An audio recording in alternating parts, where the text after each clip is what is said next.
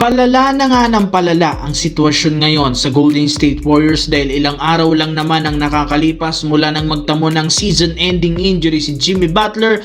Sinunda naman ito ng pagkakadali ng tuhod at paa ni Jonathan Kuminga, kaya hindi na nakakabigla bakit masyadong nanghina ang lineup ng Golden State sa pagkatalo nila sa last 2 games laban sa Toronto Raptors at Dallas Mavericks.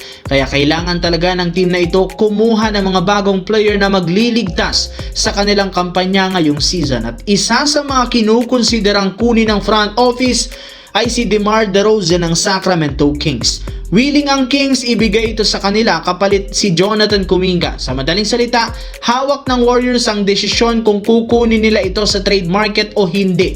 Hindi rin naman nagkakalayo ang playing style ni Jimmy Butler kay DeMar DeRozan, since isa rin naman itong scorer at mid-range master na siguradong makakatulong kay Stephen Curry para mapalakas muli ang kanilang opensa sa kanilang lineup. Samantala, trending nga ngayong araw ang ibinalita ni Shams Charania ng ESPN na nalalapit na ang pagtatapos ng relasyon ng Los Angeles Lakers at ni LeBron James.